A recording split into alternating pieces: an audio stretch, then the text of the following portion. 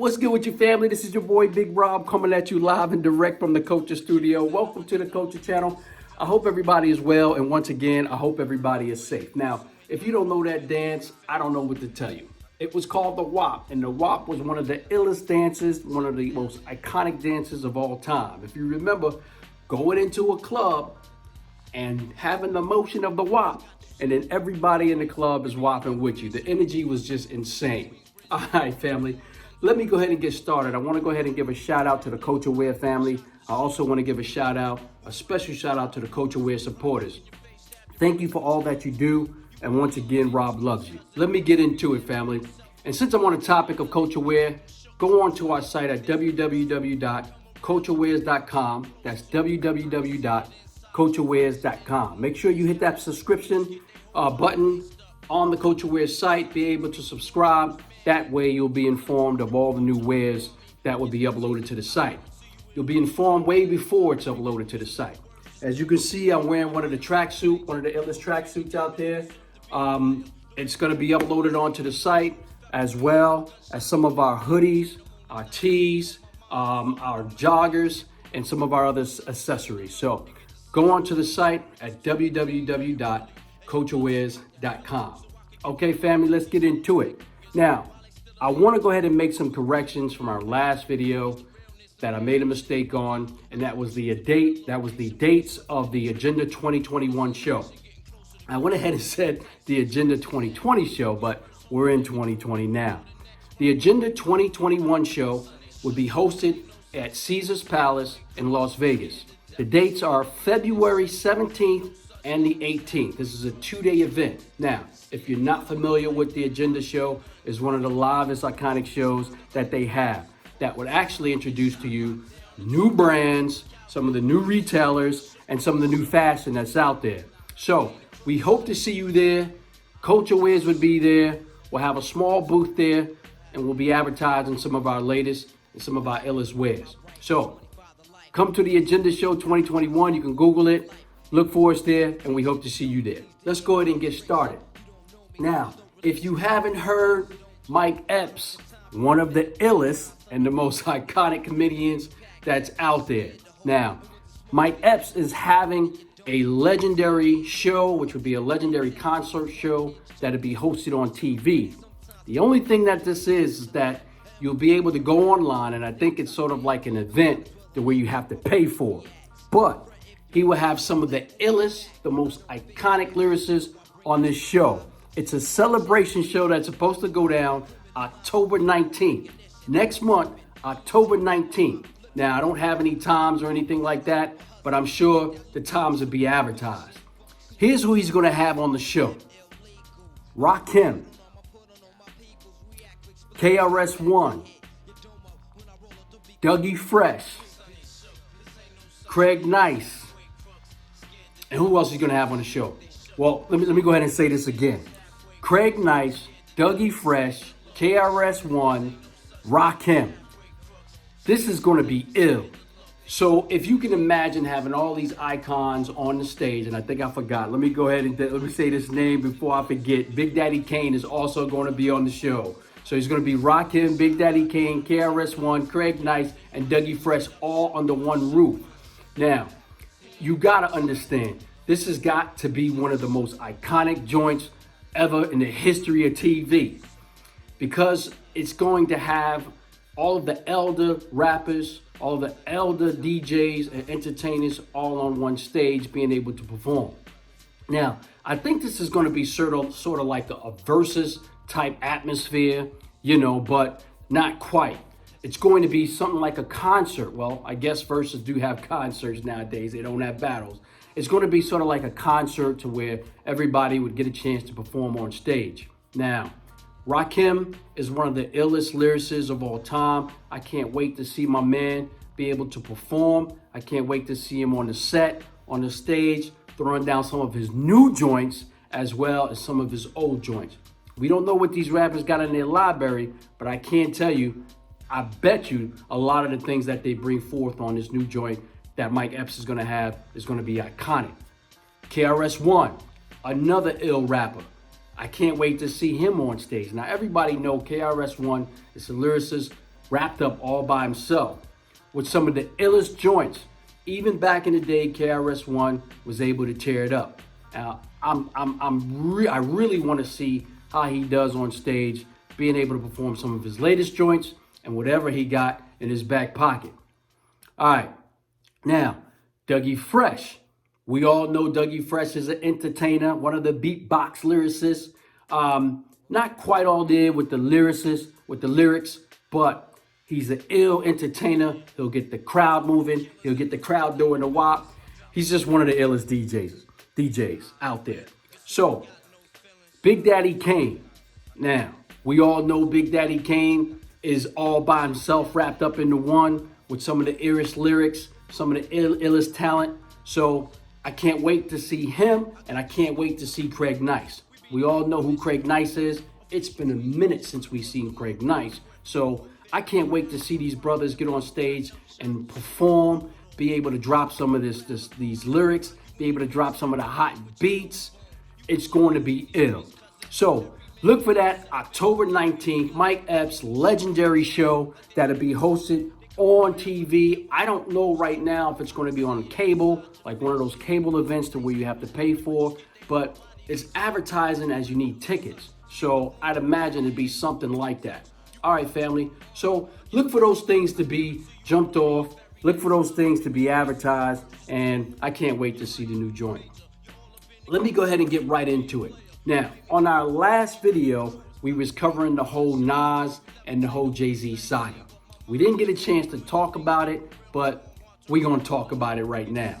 Now, as you know, Nas came out with his new joint called King's Disease, with his new joint on the track, on the album, which is called Ultra Black, with Hit Boy. Now, I listened to the whole CD. I got a lot of joints on there, which is my favorite. Not one in particular. I would say if I had to choose one, Ultra Black is ill, the King's Disease is ill, but his whole CD or his whole album is just insane. So you got to go ahead and listen to it. Go ahead and cop yours. Go ahead and get yours, whether it be utilizing your outlet as Apple Tunes or whoever, Amazon Music. Just go ahead and cop it. The CD is nasty.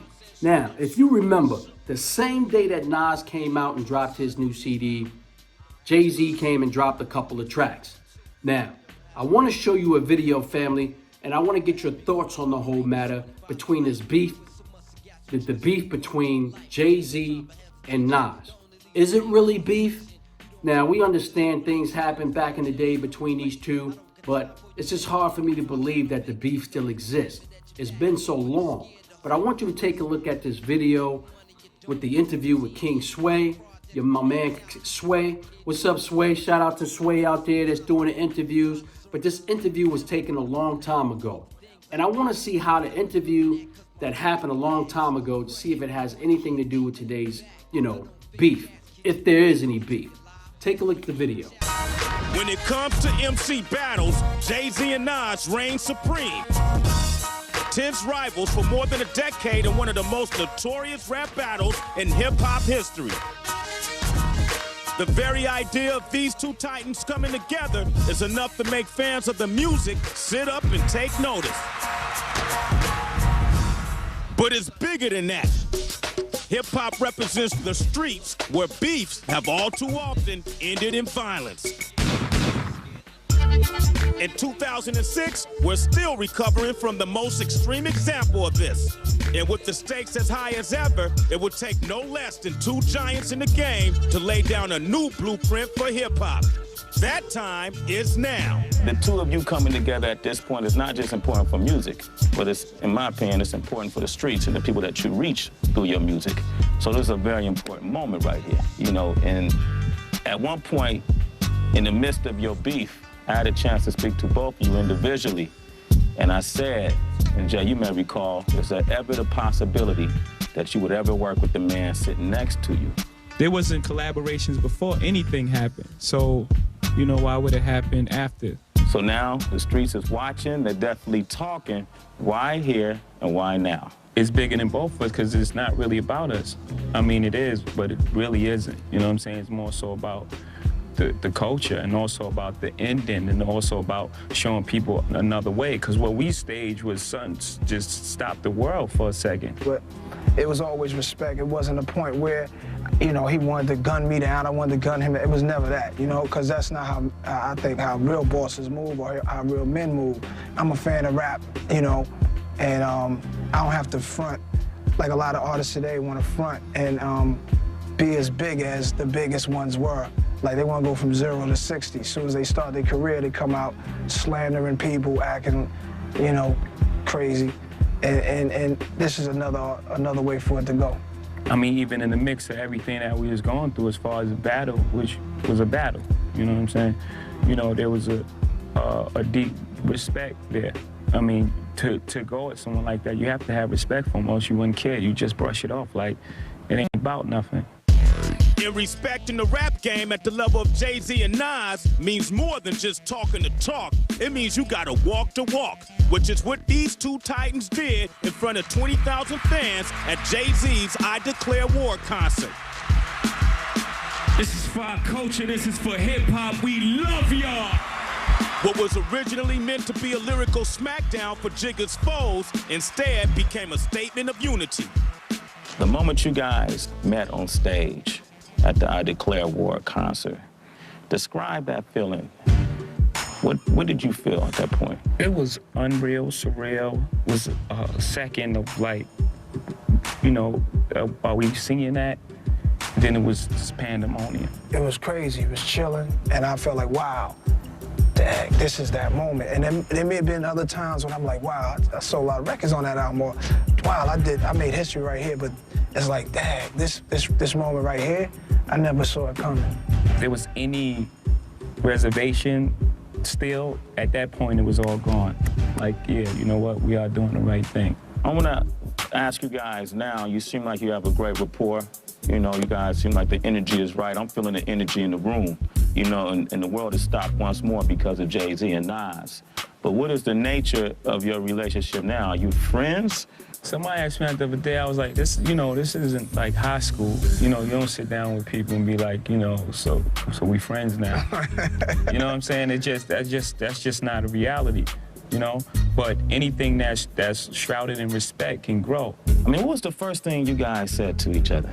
I don't know if you remember, but first thing that happened is we gave a pound and bust out laughing. Yeah. Why? Funny. Yeah. Because it's one of those things, like, at the time, you would never think would happen in life. And it's happened, so it was funny. Mm-hmm. You're like, oh. Like, look where we at right here. What's your thoughts about that? I don't think that the beef still exists. It could, probably not, but I would say that if there was anything going on, you know what I'm saying, between these two, you probably would have seen more of it. It could be a silent beef, I don't know. Here's another video with your boy 50 Cent cracking the jokes on an interview. Check this video out.